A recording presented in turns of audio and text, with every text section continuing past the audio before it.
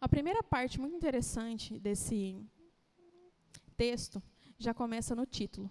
Nós sabemos que a Bíblia não tem nada de aleatório. Tudo tem um motivo, um porquê e um para quê. E quando a gente lê no cabeçalho desse capítulo, a primeira coisa que nós lemos é a cura de um cego de nascença. E fato é que isso era extraordinário para aquela época, porque nenhum outro homem que antes nasceu cego fora curado. E isso era um feito extraordinário, era um escândalo para aquela época. E não está aqui à toa o fato de se ressaltar que aquele homem era cego. A Bíblia ela é intencional em tudo que ela faz. E esse trecho, essa frase, ela era necessária para revelar a proporção do milagre que Jesus tinha realizado, mas também para afirmar a condição em que aquele homem estava naquele momento. Ele era cego. Todo mundo viu. A gente leu. Os pais dele sabiam que ele era cego. As pessoas que davam para ele esmola sabiam que ele era cego. Ele sabia que ele era cego. Satanás sabia que ele era cego. Todo mundo sabia que ele era cego. Esse é o primeiro título que ele recebeu. O segundo título que ele recebeu foi o de mendigo, seria hoje, né? Um esmoleiro. E esse fato ele é tão interessante, porque quando a gente vai estudar a cultura judaica, a gente aprende que uma pessoa, quando nasce deficiente, portador de alguma deficiência, né, ele recebe uma capa que o identifica como alguém que carece de ajuda. Então, ele tem o direito de esmolar na rua. E, contendo o direito, ele tem o direito de vir me pedir uma esmola, e, para mim, seria um constrangimento não ter para ofertar na vida daquele homem. Ele era cego, todo mundo sabia, e, legalmente falando, ele tinha um atestado de pobreza, bem se dizer. Além de cego, um outro adjetivo foi dado para ele no verso 3. Aliás, verso 2 e 3, onde os discípulos perguntam assim: Mestre, quem pecou? Ele ou seus pais para que ele nascesse cego? E aí Jesus responde: nenhum e nem outro. Mas para que as obras de Deus fossem glorificadas através da vida dele, foi que ele nasceu assim. Uma outra curiosidade. Naquela época, o judeu acreditava a pobreza, a cegueira, a pecado. Então, o fato daquele homem ser cego embutia na mente das pessoas o pecado. Ele era pecador. Ele era cego, esmoleiro e pecador. Por isso, ele estava naquela condição. Inclusive, os discípulos. Os discípulos pensavam a mesma coisa. Aquela cultura ela era tão forte que, apesar dos discípulos estarem caminhando com Cristo há um tempo, eles fizeram essa pergunta que, na realidade, né, toda pergunta, todo questionamento que a gente faz revela um pouco daquilo que a gente crê, principalmente como ela é feita. E ali, homens de Deus criam também que aquele homem vinha de uma família pecadora, por isso que ele nasceu daquela forma. Mas, para a glória de Deus e a nossa satisfação, Jesus não via um esmoleiro, Jesus não via um cego e Jesus não via um pecador. O que diz no verso 1? Caminhando Jesus viu um homem cego de nascença. Tudo que nós falamos até agora acerca desse homem é verdade, assim como a gente usou de exemplo o copo. Nós ouvimos muitas verdades acerca dele. Ouvimos verdades acerca desse copo, ouvimos verdades acerca desse homem, mas existe uma verdade que é a absoluta, porque na realidade, isso aqui não é verdade, isso aqui é mentira. Porque antes de Jesus ver os nossos adjetivos, ver a nossa condição, Jesus olha para quem nós somos. Jesus não viu um cego, Jesus não viu um esmoleiro, e Jesus não viu um pecador. Jesus viu um homem. E tudo isso é verdade. Nós lemos. E sabe por quê? É assim? Esses são os meios que Satanás usa para tentar nos enganar. Ele usa adjetivos que às vezes saem da nossa família, que saem dos nossos amigos, que saem de alguns líderes que de maneira equivocada proferem palavras que nos machucam e nos acreditam títulos que não são nossos. E isso é destruidor para a nossa caminhada. Mas o maravilhoso nessa noite é que talvez nós possamos até ter nascido com algum desses adjetivos. Porém, nós não precisamos permanecer assim, porque a verdade absoluta é o que Deus pensa a nosso respeito. E é isso que importa, é isso o que tem valor. Sabe o que Jesus vê quando ele olha para mim, para você? a cópia dele. Ele não olha para os seus pecados, não que isso não seja levado em consideração, mas esse não é o principal. Jesus olha para nós, olha para o nosso coração, ele olha para as nossas minúcias e enxerga as digitais do seu Pai ali.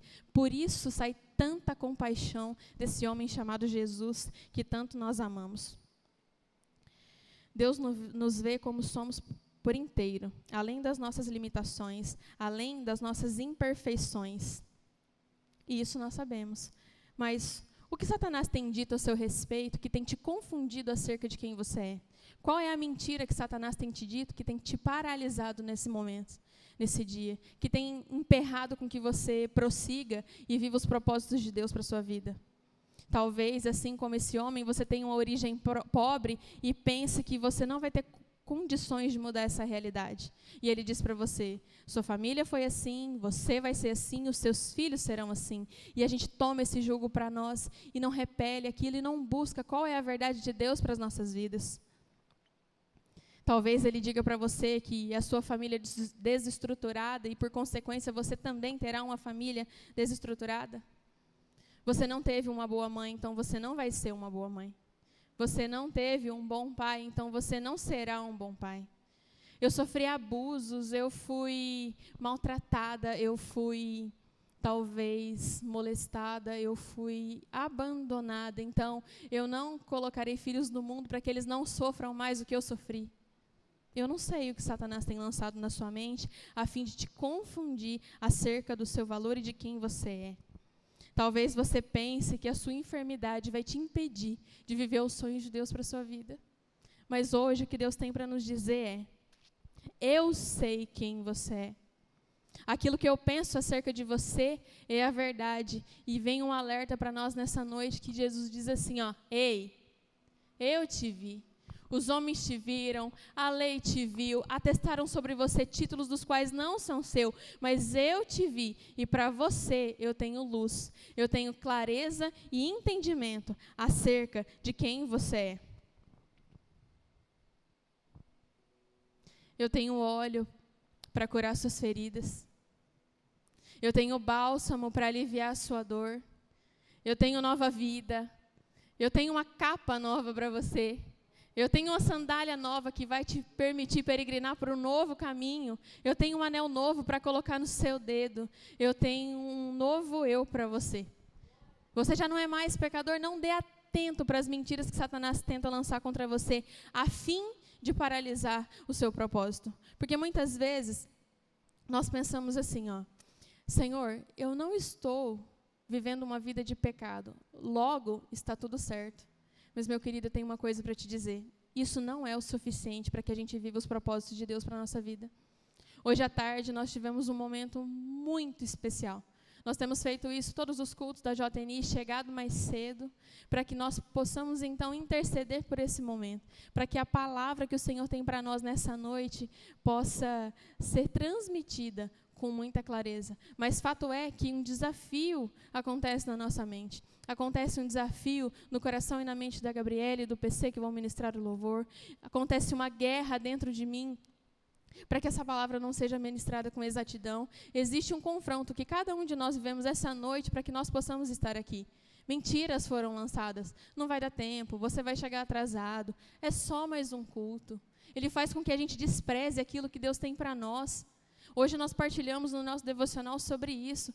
As nossas ações falam muito mais do que as nossas palavras, e com ela nós temos dito para Deus muitas vezes que nós desprezamos esse momento de culto. Quando nós não nos preparamos como deveríamos para estar aqui, quando nós não abrimos a nossa boca para entoar um louvor a Deus, nós dizemos que amamos, nós dizemos, Senhor, Tu és lindo, Tu és maravilhoso, nós repetimos versículos. Mas fato é que essa não é uma verdade estabelecida na nossa vida. E nessa noite, Deus quer trazer clareza e entendimento para cada um de nós, para que nós não possamos mais dar ouvidos às mentiras que Satanás tenta lançar sobre as nossas vidas, o título que Satanás tenta colocar sobre nós para nos impedir de viver esse momento. Talvez você pense assim, nossa, já faltei tanto, um culto a mais não vai fazer diferença. Nossa, é só mais uma palavra, não vai fazer diferença. Nossa, mas eu nem vou cantar, porque talvez Deus nem está ouvindo. Deus veio aqui só para ouvir você. Quem é o pastor que vai pregar? Nem é o pastor que vai pregar? Porque, infelizmente, tem gente que pensa assim. Mas, fato é que existe uma palavra para nós nessa noite. E a palavra é: não ouça as mentiras que Satanás tem para te contar. E hoje nós precisamos clamar ao Senhor para que Ele nos dê estratégia e discernimento para detectar quais são as mentiras que nós temos aceitado sobre a nossa vida que Satanás tem lançado. Essa é uma mentira.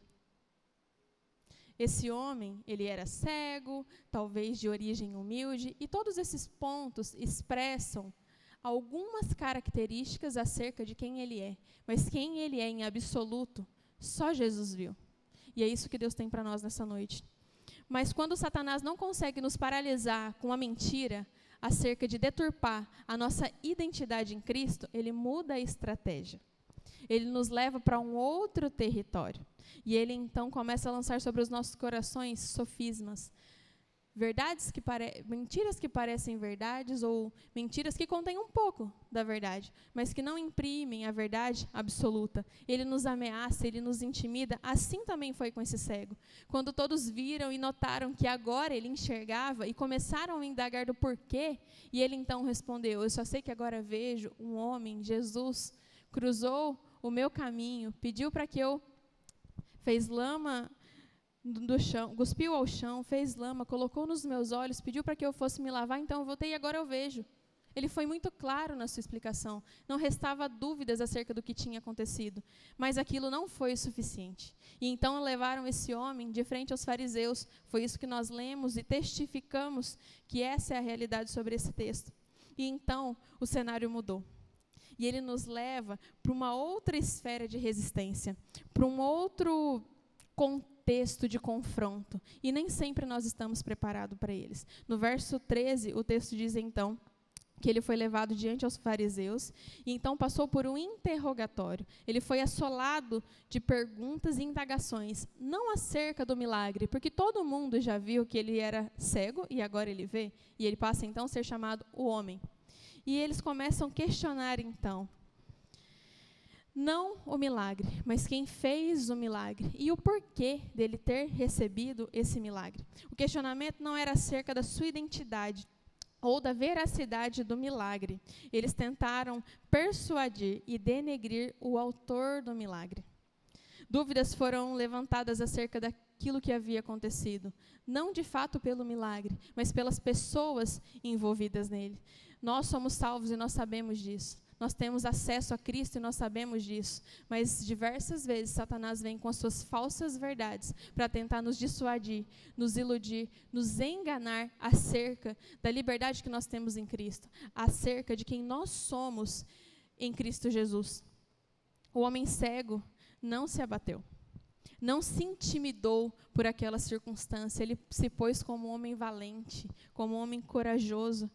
E mesmo estando diante de doutores da lei, dos fariseus, que tudo sabiam sobre as Escrituras, ele não se intimidou. Eles questionaram o barro, que não poderia ter sido feito naquele dia, porque o sábado precisava ser guardado, e nem sequer cuspir no chão e fazer o barro, se era possível. Eles questionaram o fato do milagre ter acontecido no sábado, porque na cultura judaica, o sábado precisava ser guardado e nada se podia fazer. E então eles coroam toda essa circunstância, dizendo que Jesus era pecador. O mesmo que eles fizeram com aquele homem no princípio, eles fizeram com Jesus, colocaram um rótulo em Jesus de pecador, um título do qual Jesus não merecia, um título do qual não cabia no nosso lindo Jesus, mas isso nunca foi suficiente para abater Jesus e o impedir de realizar então o seu propósito nessa terra, e louvado seja Deus por isso, que nós sejamos como Ele é. Quando a mentira não te para mais, Satanás vai usar um sofisma para te confundir. No começo da nossa conversão e enquanto nós somos crianças na fé, várias mentiras nos tiram do caminho. Faz com que nós acabamos tropeçando em algumas pedras e caindo. Mas fato é que a gente vai crescendo em entendimento, em esclarecimento, no conhecimento da palavra, e a gente já não mais tropeça nessas pedras. Aí ele muda a estratégia, nos coloca em um outro nível de resistência. E então ele começa a usar de coisas que parecem verdades, mas não são verdades, a fim de nos confundir e descreditar quem nós somos em Deus e se o favor de Deus sobre as nossas vidas foi suficiente para nos redimir. É isso que ele tenta fazer conosco, nos enganar. E ali, diante de toda essa história que é muito rica, nós aprendemos muitas coisas. O poder da cura, ela não estava no barro, ela não estava no sábado, ela não estava no tanque de Siloé, que significa o enviado. Diante dessa experiência, muitas vezes a gente, quando é primário nas escrituras, a gente lê e entende o milagre do cego de nascença. Mas quando a gente se dedica de tempo para poder estudar, nós descobrimos que diversas cadeias foram derrubadas quando Jesus realizou esse milagre. Que diversos pontos da cultura foram derrubados quando Jesus então realizou o milagre na vida daquele homem. Porque a gente leu lá no começo assim, para que as obras do Senhor fossem realizadas na vida dele e então se glorificasse a Deus. Mas o milagre era só o fato dele já não ser mais cego. É um milagre. Uma ação. Mas quando a gente se dedica para meditar, nós descobrimos que grandes coisas aconteceram no dia que esse homem cruzou Jesus. Os fariseus já haviam se rendido ao fato do milagre ter acontecido. Mas eles se apegaram à lei para tentar confundir aquele homem que havia sido curado. E assim ele faz conosco. Jesus nos cura. Ele cura o nosso coração, cura a nossa mente, nos cura de diversas coisas das quais nós vamos sofrendo ao longo da nossa caminhada. Mas aí Satanás vem e fala assim, não foi suficiente. Você melhorou no seu temperamento, mas você ainda faz isso. Você consegue exercer as suas disciplinas espirituais, mas você não consegue conter o seu temperamento. Eu sei o que você faz no seu íntimo. É isso que Satanás lança contra nós. O verso 18, quando Satanás não consegue atacar a nossa identidade, ele vai tentar limitar o poder da ação de Deus sobre as nossas vidas. Foi isso que ele fez com Jesus. Assim éramos nós antes, cegos nesse mundo, peregrinando, sem encontrar a luz do mundo. Mas quando o milagre foi realizado, Deus disse para ele, eu sou a luz do mundo. E diante de todo esse contexto, a gente vê a covardia de Satanás para militar contra nós. Se não bastasse uma mentira, ele vem com uma falsa verdade para tentar nos enganar, para tentar nos confundir, para tentar nos paralisar acerca daquilo que Deus tem para nós. O homem agora vê, e isso é uma verdade. Os títulos já não os pertencem mais. Assim éramos nós, antes cegos nesse mundo. Agora vemos a luz que é Jesus. E o que ele está dizendo para nós precisa ser claro na nossa mente e no nosso coração. Você sabe que a salvação só vem em Jesus. E agora, qual é o sofisma que Satanás tem lançado contra você a fim de te confundir acerca de quem você é? Mas diante de tanta mentira, de tantas meias verdades acerca desse texto, existem verdades absolutas que foram estabelecidas por Cristo e é baseado nelas que nós temos que transformar as nossas ações. Aqui não é relatado apenas um milagre, mas uma batalha ética, moral, cultural, espiritual e de poder que foi travada quando Jesus realizou então esse milagre. Cultural, porque todos, inclusive os discípulos, precisavam romper diante das suas limitações culturais. Eles, assim como os demais, como os fariseus, tinham no seu coração embutido de que aquele homem era pecador, era cego porque sua família era pecadora. Naquele momento em que aquele homem viu, não foi só ele que viu, mas esclarecimento veio de Jesus para os discípulos naquele momento, acerca de que nenhuma palavra, nenhuma condenação que Satanás lança sobre as nossas vidas é suficiente quando nós cruzamos com Jesus e ele profere e realiza o seu milagre em nós. Uma guerra de poder. O poder pertence a Deus e não a homens que se apoderavam da lei naquela época, exercendo juízo conforme os seus interesses, assim como os fariseus faziam. Eles simplesmente olhavam para um cego e decretavam: é cego, pecador e esmoleiro, passa para lá. Eles se utilizavam da lei para exercer poder, um poder que era humano e não de fato divino. houve uma batalha ética. Eles faziam o mau uso da lei. Jesus veio para revelar todo esse contexto. Diante de todo esse cenário, onde Jesus fez o lodo, colocou nos olhos do homem, pediu para que ele fosse ao tanque, então ele passou a ver, era sábado, não se podia fazer o lodo. Quem era Jesus? Porque essa era a pergunta. Quem era esse pecador para que então realizasse esse milagre? E todo esse contexto revelou apenas uma coisa: a lei não é suficiente para trazer a luz do mundo. A lei não é suficiente para decretar algo sobre nós. A lei, a letra, ela é manipulável de acordo com os nossos interesses. Assim como esse copo. Eu posso pegar a minha Bíblia, me apoderar de versículos e gerar então veredito acerca das pessoas, acusando, julgando, decretando quem elas são. Eu me uso de algumas coisas que parecem verdades para trazer mentira, engano e cegueira para outras pessoas. É isso que os fariseus faziam naquela época.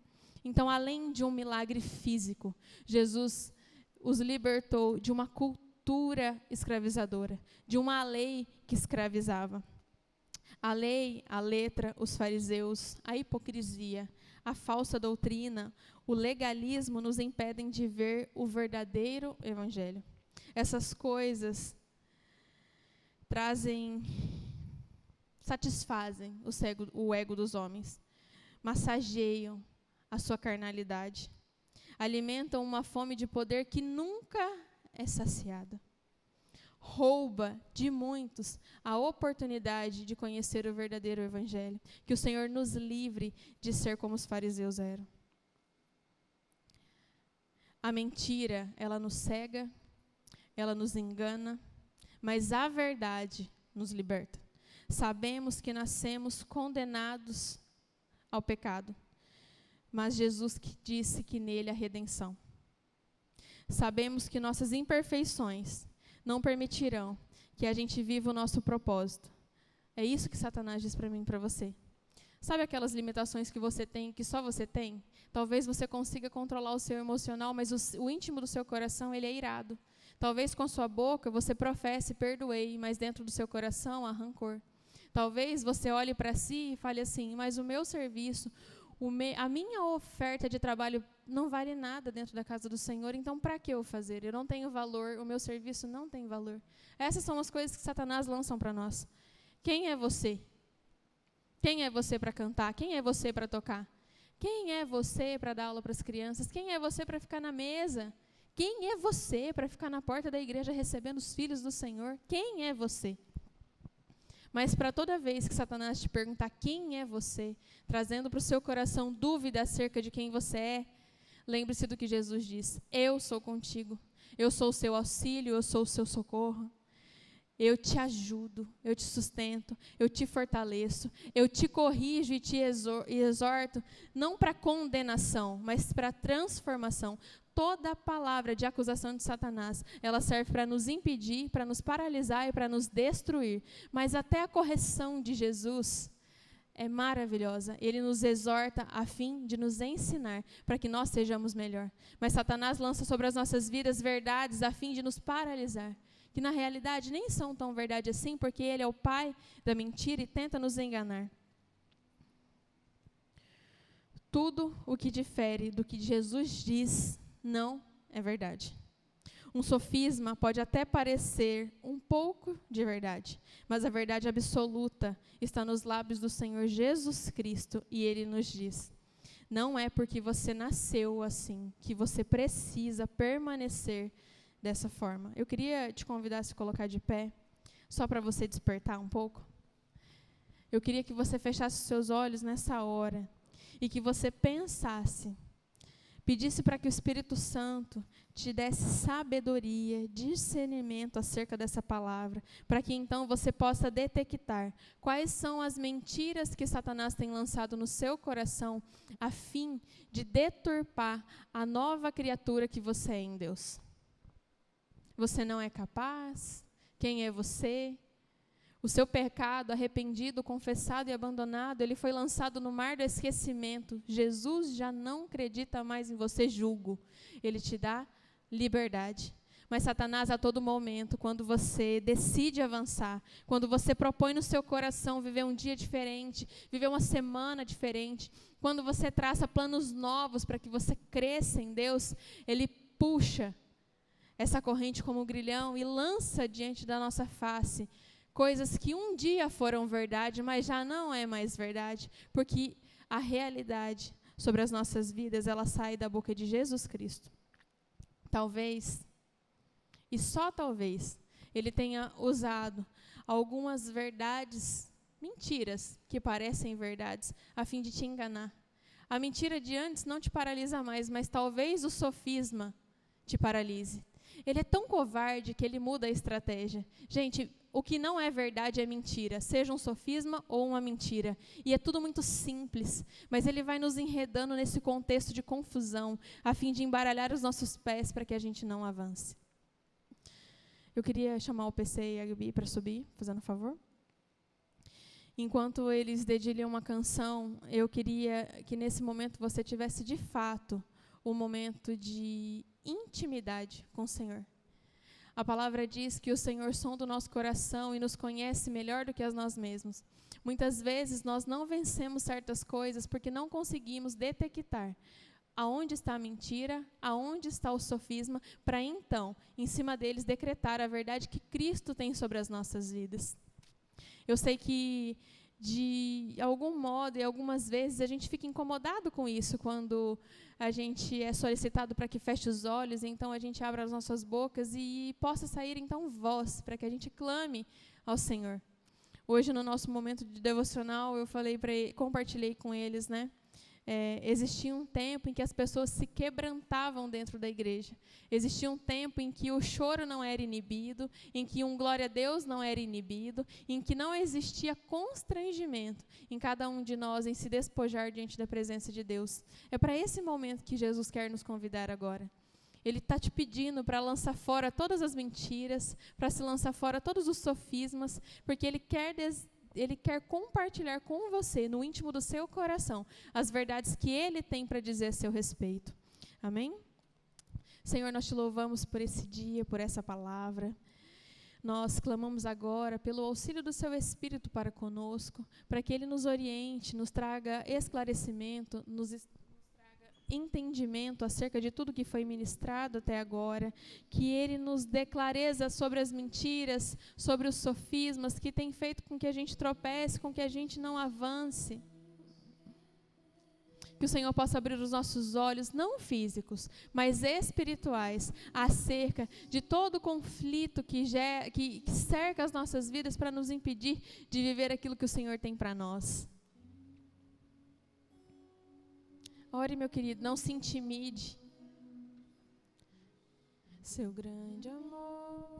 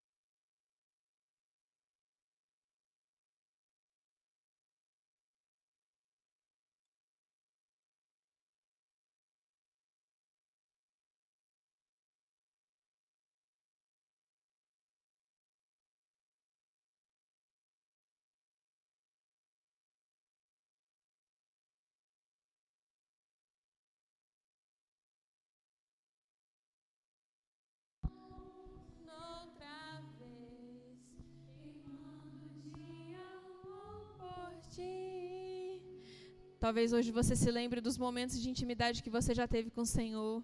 Talvez você se lembre hoje de quando o seu coração pulsava forte, quando você sabia que viria um culto. Talvez você se lembre das experiências que o Espírito Santo já te permitiu viver com Ele. E você pense que hoje já não é mais possível, que esse lugar de intimidade é inatingível para você. Mas Jesus veio para te dizer que Ele te viu e que toda vez que você se sente indigno, Ele aparece para te lembrar que o sangue dele é por sinal na sua vida. Que toda vez que você se recorda de palavras que te amaldiçoaram, de títulos que denigrem você, de títulos que te roubam viver aquilo que Deus tem para você, Ele te diz, eu tenho uma capa nova para você, e essa capa não te dá um atestado de pecador. Essa capa te torna filho, essa capa te torna rei dos reis, essa capa te torna senhor dos senhores, essa capa faz com que a minha presença seja acessível a você mais uma vez, mas isso eu não faço sozinho, eu preciso que você deseje desse momento. Talvez você diga, Deus, quantas coisas eu já fiz contigo, quantos evangelismos, quantas aulas para as crianças, quantos momentos de orações, Senhor, que eu tive que foram ímpares contigo, onde meu coração e minha alma, Senhor, se alegra da sua presença, mas eu já não consigo mais voltar por esse caminho. E Deus te diz uma coisa, Ei, eu te vi, eu tenho sandália nova para você, eu tenho um caminho novo, eu tenho uma nova perspectiva para você enxergar. Ei, olha para mim, eu tenho coisas para te dizer, eu tenho segredos para compartilhar contigo, mas eu preciso que você queira, eu preciso que você não olhe mais para as mentiras, eu preciso que você não dê mais crédito aos sofismas, mas que você se apodere de toda a palavra que eu, Jesus Cristo, lancei sobre você. Através do meu sacrifício na cruz, eu te permiti ser filho mais uma vez. Desfrute desse lugar que eu tenho para te oferecer. Essa é a mensagem de Jesus para nós nessa noite. Não importa como nós nascemos, a nossa condição de pecador é lançada sobre as nossas faces toda vez que Satanás tenta nos impedir, mas Deus diz que mediante ao sangue de Jesus nós somos livres, nós já não somos mais escravos do pecado. Ó Senhor, que essa palavra possa vir ao nosso coração, que ela possa ter caído, Deus, em boa terra. Deus, o Senhor é tão bom, é tão bom, é tão bom, que não importa o pregador, que não importa, Senhor, a maneira como as palavras foram proferidas. O Senhor é fiel à sua palavra e diz que ela jamais voltaria vazia.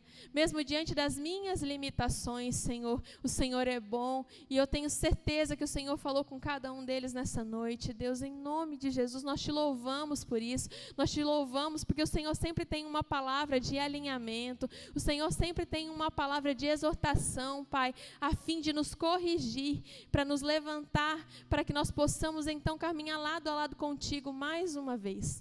Nós te agradecemos por esse dia, nós te agradecemos pela oportunidade que temos de estar com a nossa igreja aberta, de podermos cultuar ao Senhor assim como o nosso coração deseja.